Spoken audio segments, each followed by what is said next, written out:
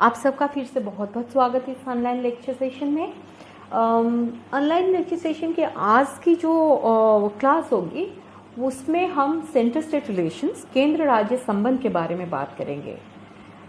ये centre state relations जो है उन मास्टर्स के स्टूडेंट्स के लिए है, पॉलिटिकल साइंस के मास्टर्स के स्टूडेंट्स के लिए है जो स्टेट पॉलिटिक्स को अपने ऑप्शनल के रूप में चुने हैं। उसमें उनकी फेडरलिज्म इन इंडिया भारत के संदर्भ में संघवाद करके पाठ्यक्रम है, जिसकी तृतीय चतुर्थ और पंचम विषय को मैं हैंडल कर रही हूँ।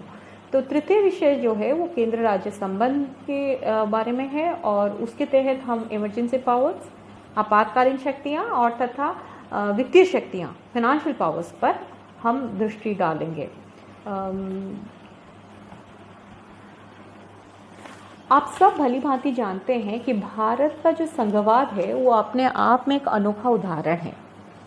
जो संघवाद की कुछ फीचर्स होती हैं, विशेषताएं होती हैं, वो भारत में परिलक्षित संपूर्ण रूप से होती हैं, पर उसके साथ भी कुछ अनोखी बातें हैं। चलिए थोड़ा सा याद दिला दें आपको।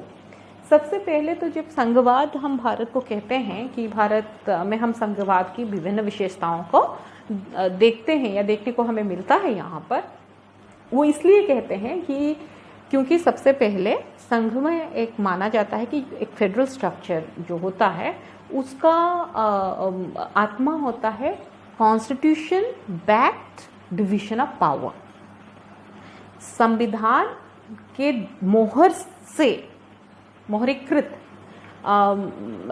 शक्तियों का विभाजन।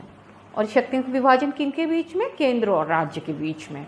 और ये हमें भारत में देखने को मिलता है कि हमारे भारत में जो संविधान है वो केंद्र और राज्य के बीच में स्पष्ट रूप से शक्तियों का विभाजन करता है।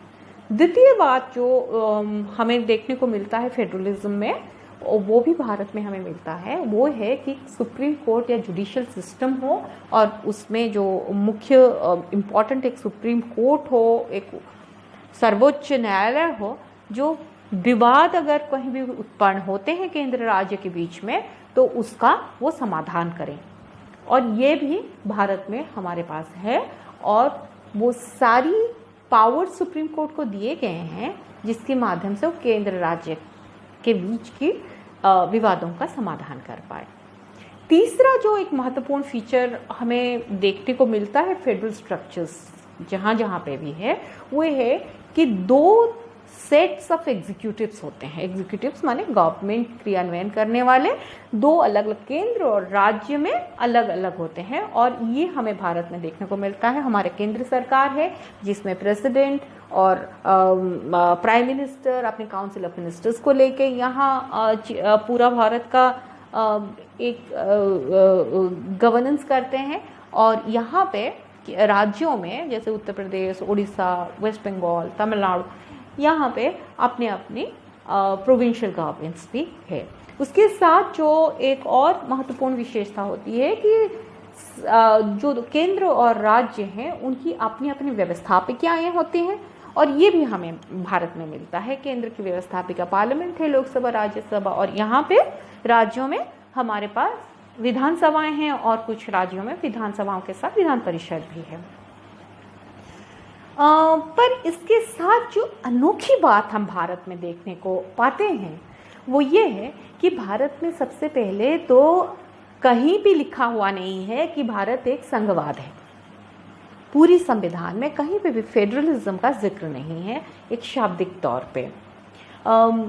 आर्टिकल 1 कहता है कि India that is Bharat shall be a union of states. तो ये एक यूनियन ऑफ स्टेट्स होगा, इस तरह से लिखा गया। तो बहुत स्पष्ट रूप से संघवाद के बारे में लिखा हुआ नहीं है।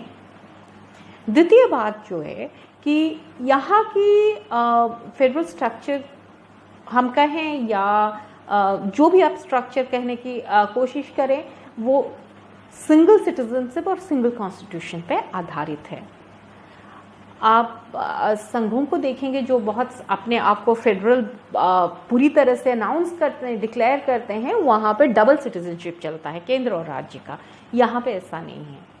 फिर हमारा जो जुडिशियल सिस्टम है, न्यायपालिका का व्यवस्था है, वो सुप्रीम कोर्ट सर्वोच्च न्यायालय तो है, पर वो ऊपर से नीचे तक जो लोअर कोर्ट तक एक सूत्र में बंधा हुआ है।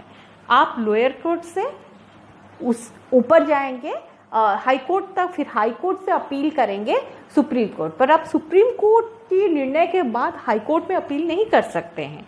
तो इस तरह से अगर आप देखें तो ये एक लैडर है, एक सीढ़ी है, जिसमें आप धीरे धीरे ऊपर चढ़ के जाते हैं।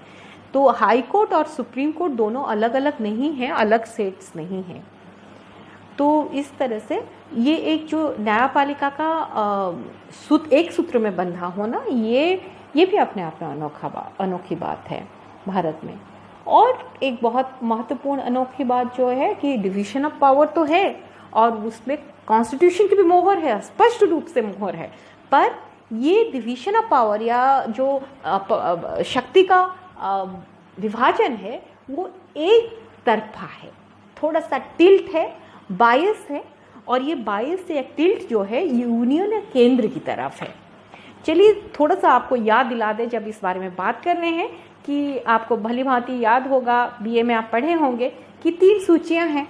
एक तो यूनियन लिस्ट माने केंद्र सूची, जिसमें पहले तो 97 आइटम्स थे, विषय थे, जिसके ऊपर केंद्र सरकार अपनी तरीके से पार्लियामेंट विधि निर्माण कर सकता था, पर अब वो बढ़ के 100 तक आ गए हैं।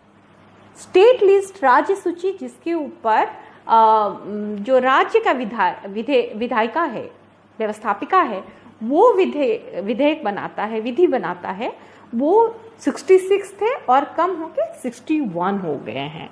कॉन्करेंट लिस्ट संवर्ती सूची, जिसमें 47 थे, वो 52 हो गए हैं। आप भली भांति जानते हैं कि संवर्ती सूची या कॉन्क्रीट लिस्ट में ऐसे विषय, ऐसे आइटम्स है जिसके ऊपर उभय केंद्र और राज्य का इंटरेस्ट के विषय हैं, और अगर इस पे केंद्र भी अपना विधि निर्माण कर सकता है और राज्य भी विधि निर्माण कर सकता है, पर अगर किसी तरह से कंट्रोवर्सी आए, कभी अगर ऐसा कन्फ्लिक्ट उत्पन्न हो, तो वहाँ पे फिर केंद्र की बात रहती है और राज्य की बात खारिज हो जाती है। और एक बात आपको याद दिला दें कि जो रेसिडुअरी पावर्स होते हैं, इसका मतलब कुछ ऐसे बचा कुचा अवशिष्ट शक्तियां जो होती हैं, वो भारत में संविधान ने केंद्र को दे दिया है। तो इस तरह से आप देखें तो हमारा जो संविधान है, ये थोड़ा सा संघवाद को एक तो स्पष्ट रूप से नहीं बोलता केंद्र राज्य संबंध में, और दूसरा केंद्र राज्य संबंध में इस तरह का टिल्ट और बायस जो दे दिया है, इससे केंद्र थोड़ा सा ऊंचा पोजीशन में चला जाता है और राज्य अपनी स्वायत्तता के लिए एक लड़ाई लड़ते हुए देखा जा सकता है। और इस बात को बार बार 1950 के दशक से ही बार बार उठाया गया है। आप विभिन्न जो राज्य सरकार थे, जिसमें केंद्र सरकार में जो पॉलिटिकल पार्टी थी, उससे अलग जो पार्टीज थे, जैसे आपकी केरला गवर्नमेंट हुआ, जैसे तमिलनाडु गवर्नमेंट बाद में, और वेस्ट बंगाल गवर्नमेंट, इनकी जो चीफ मिनिस्टर्स रहे, ये समय समय पर इस बात को उठाए हैं कि केंद्र अपने क्षेत्र में रहे, अपने क्षेत्र से बाहर राज्य की सूचियों पर या राज्य के किसी भी क्षेत्र पर हस्तक्षेप करने से थोड़ा सा बचे। और ये हमने देखा, तमिलनाडु इसमें बहुत प्रोएक्टिव रहे 1950 के दशक के बाद। जो उनके चीफ मिनिस्टर थे CN अन्नादुराई, इन्होंने 1967 में 1967 में बहुत इस मुद्दा को बहुत शक्तिशाली मुद्दा बनाया था उस समय, कि केंद्र जिस तरह से हस्तक्षेप कर रहा था राज्य सूचियों में, उसके ऊपर।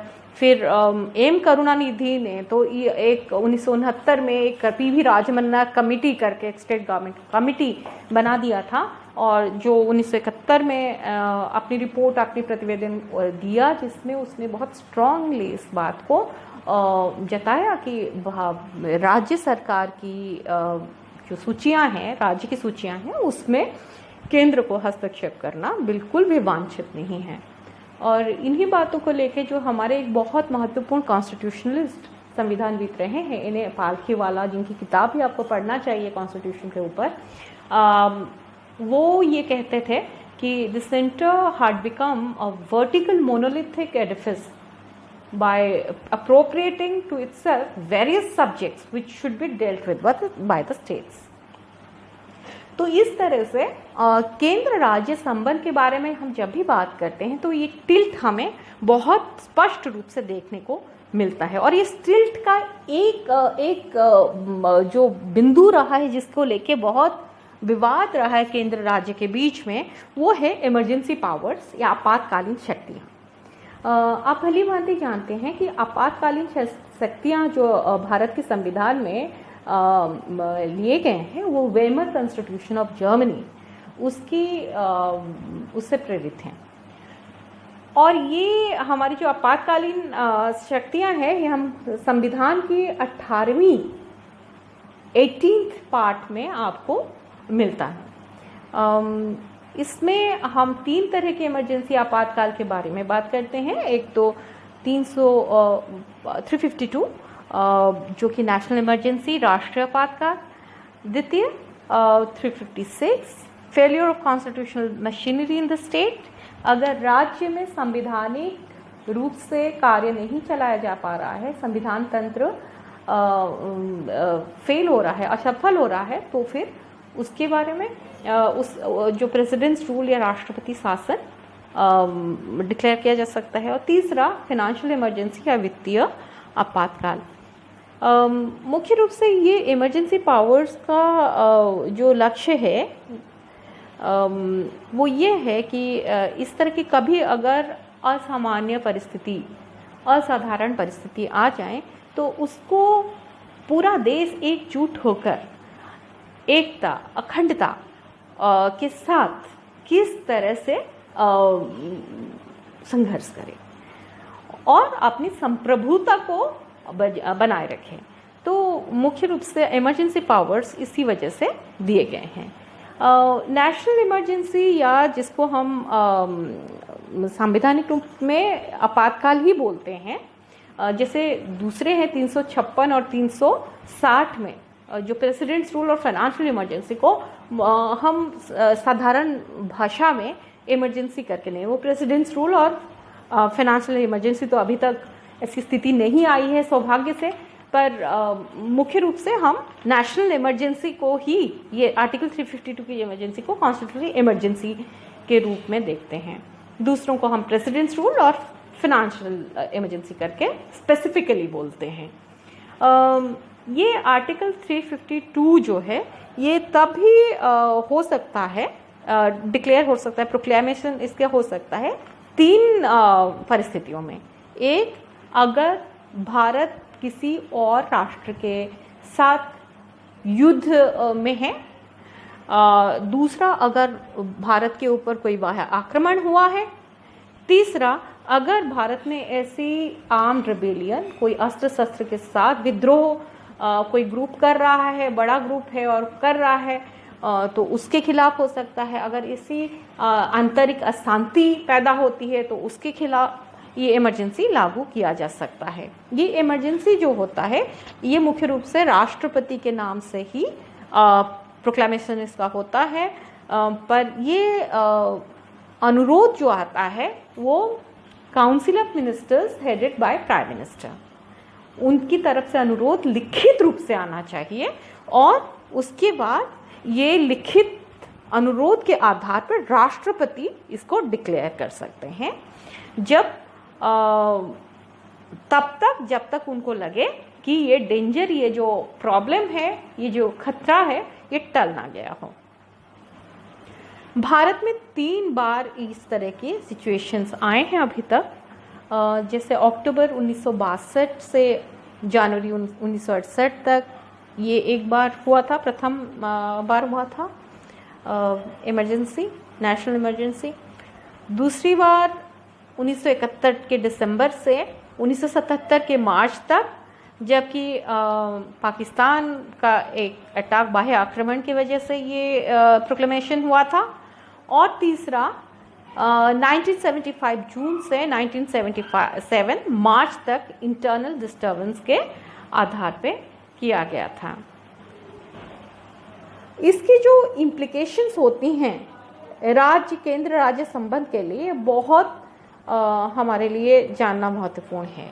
सबसे पहले ये होता है कि पार्लियामेंट को पूरी शक्ति मिल जाती है कि वो राज्य सूचियों के ऊपर सारे कानून या विधि निर्माण कर सकता है, और ये तब तक चलता रहता है जब तक आपकी इमरजेंसी ख़त्म ना हो, और उसकी 6 महीने बाद तक ये चल सकता है। दूसरा कि लोकसभा अगर मान ली उसकी अवधि ख़त्म हो रही है तो वो अवधि अपने आप वो 1 साल के लिए और बढ़ाया जा सकता है, और ये कितने भी बार बढ़ाया जा सकता है। तो ये दूसरी बात है। तीसरा ये है कि यूनियन या जो केंद्र सरकार है वो संपूर्ण रूप से जो एग्जीक्यूटिव पावर स्टेट का है उसको वो अपने कंट्रोल में या नियंत्रण में ले लेता है। इसका मतलब केंद्र सरकार पूरा नियंत्रण में होता है और राज्य सरकार का कुछ भी चलता है नहीं। अब हम आते हैं स्टेट इमरजेंसी या जो प्रेसिडेंट्स रूल हम जिसको बोलते हैं। प्रेसिडेंट्स रूल में सबसे महत्वपूर्ण होता है राज्यपाल की प्रतिवेदन।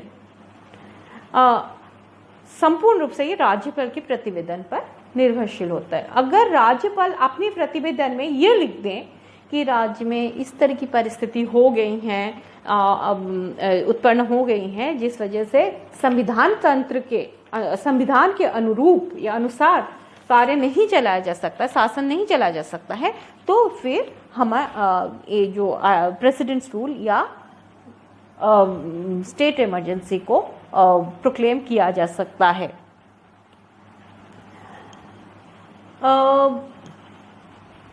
इस समय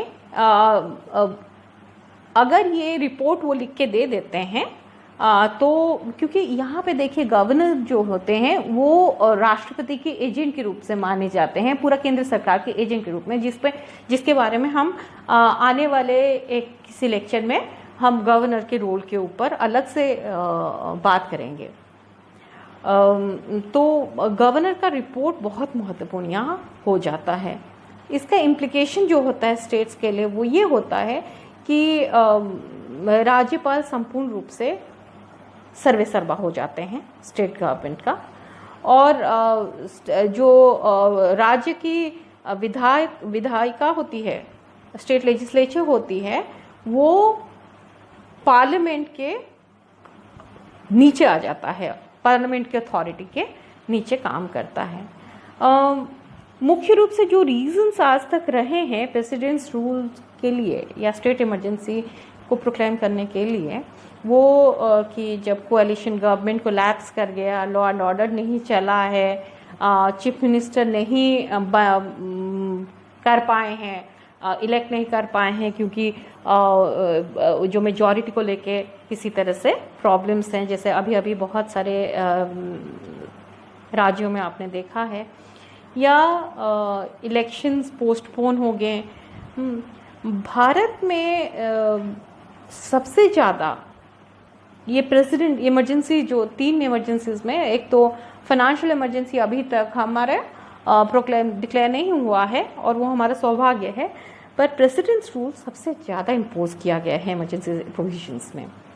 और जो डेटा मैं देख रही थी उसमें 2018 तक मुझे मिला कि 126 बार ये हुआ है, और सिर्फ मिसेस इंदिरा गांधी जब हमारी प्राइम मिनिस्टर थी तो उनके समय में ये 35 बार हुआ है।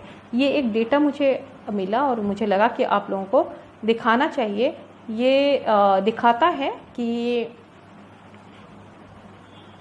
जब प्रथम प्रधानमंत्री जवाहरलाल नेहरू थे तो उस समय ये 8 बार प्रेसिडेंट्स रूल डिक्लेयर किया गया था। लाल बहादुर शास्त्री जी के समय 1 बार, इंदिरा गांधी जी के समय 35 बार, मोरारजी देसाई जी के समय 16 बार, चरण सिंह जी के समय 4 बार, फिर से मिसेस इंदिरा गांधी जी आती हैं, उनके समय 15 बार, राजीव गांधी जी के समय 6 बार, बीपी सिंह जी के समय 2 बार, चंद्रशेखर जी के समय 5 बार, पीवी नरसिम्हा राव जो कि समय 11 बार, एच डी देवेगौड़ा जी जो हमारे प्रधानमंत्री हुआ करते थे 1996 से 97 तक, उनके समय में 1 बार, अटल बिहारी वाजपेयी जी के समय 5 बार, मनमोहन सिंह जी के समय 12 बार और नरेंद्र मोदी जी के समय 5 बार का मेरे पास डेटा मिला। तो इस तरह से ये 126 बार किया गया है, डिक्लेयर किया गया है।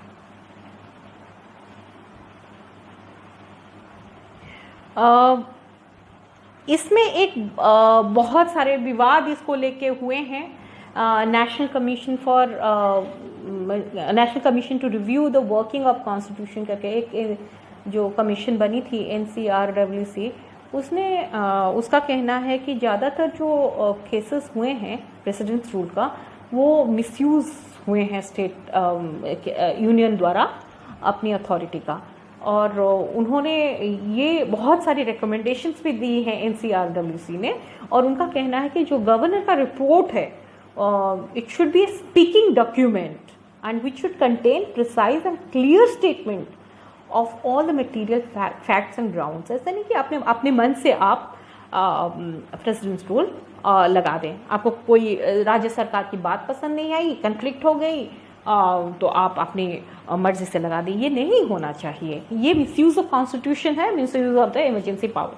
आप याद करिए कि BR अम्बेडकर जी जो ड्राफ्टिंग कमेटी के चेयरमैन थे उन्होंने क्लियरली ये बोला था कि इमरजेंसी प्रोविजंस हम दे तो रहे हैं, पर this I wish that these provisions should be a dead letter.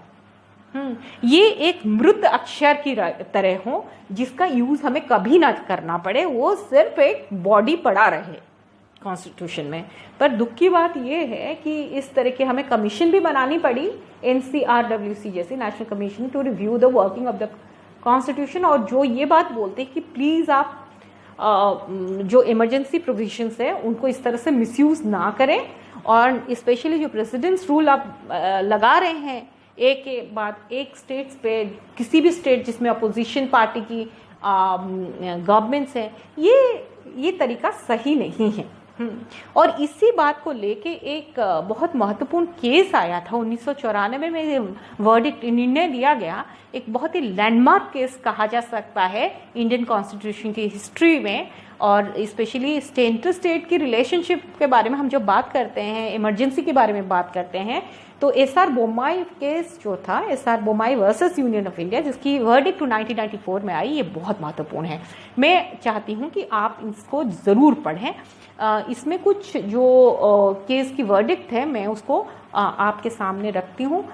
सबसे पहला जो कुछ बिंदुओं को मैं रख रही हूँ, पूरा तो वर्डिक्ट पढ़ना पॉसिबल नहीं है इस क्लास में। एक बहुत महत्वपूर्ण बिंदु जो था वो ये कहा गया कि आर्टिकल 356 माने प्रेसिडेंट्स रूल जिसके state emergency should be used sparingly as not to disturb the delicate balance of power between the center and states। ये आप जो डेलिकेट बैलेंस ऑफ पावर है, जो शक्ति का संतुलन है, उसको बर्बाद करने के लिए आप इसका यूज ना करें। Federalism constitutes a basic structure of the constitution. उसने ये भी याद दिलाया कि संघवाद हालांकि लिखा हुआ नहीं है, पर एक बहुत महत्वपूर्ण बिंदु है हमारे संविधान, हमारे पूरी देश के लिए, और इसको बदलने की कोशिश नहीं करना चाहिए। दूसरा, the essential conditions for intervention by the centre is the political instability of the state, that is the virtual breakdown of the parliamentary system of government। जब तक पूरी तरह से आपका शासन तंत्र राज्य में चल नहीं पा रहा है संवैधानिक रूप से, ये स्थिति नहीं, ये परिस्थिति नहीं उत्पन्न होती है, आपको प्रेसिडेंट रूल का लगाना नहीं चाहिए, लागू करना नहीं चाहिए। तीसरा, the union will watch the situation of instability with utmost caution and provide every opportunity for the formation of an alternative ministry। ऐसा नहीं कि हो नहीं पाया है तो प्रेसिडेंट्स रूल बस आप अवसर ढूंढ रहे हैं कि किसी तरह से आप प्रेसिडेंट्स रूल लगा दें, ऐसा नहीं होना चाहिए। आपको वेट करना चाहिए कि इंस्टेबिलिटी हो रही है तो इंस्टेबिलिटी को किस तरह से वो ठीक होने की कोशिश, आप भी उसमें आप उसको देखते रहिए कि क्या हो रहा है, और इंस्टेबिलिटी जो कब अस्थिर का परिस्थिति है, अस्थिरता किस तरह से स्थिरता में परिवर्तित होती है, इसको आप समय दीजिए, अवसर दीजिए। ये नहीं करके आप बस एक आपको बहाना मिला और आप प्रेसिडेंस लोगे, ये सही नहीं है। फिर वो बोलते the power conferred by the article, that is article 356 upon the president, is a conditioned power, it is not an absolute power। ये एब्सोल्यूट पावर नहीं है, ये कंडीशन पावर, कुछ कंडीशंस के साथ आता है, कुछ शर्तों के साथ आता है। An objective analysis of conditions must proceed before the imposition of president's rule by invoking article 356।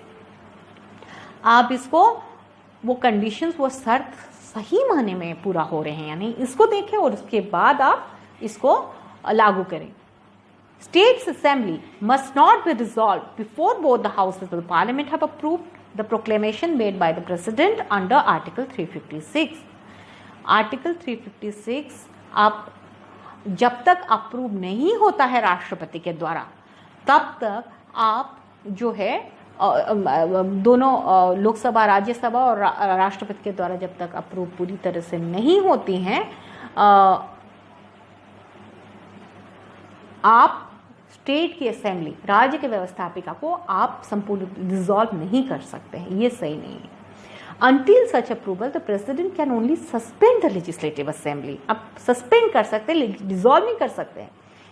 So until such approval, the president can only suspend the legislative assembly by suspending the provisions of constitution relating to the legislative assembly।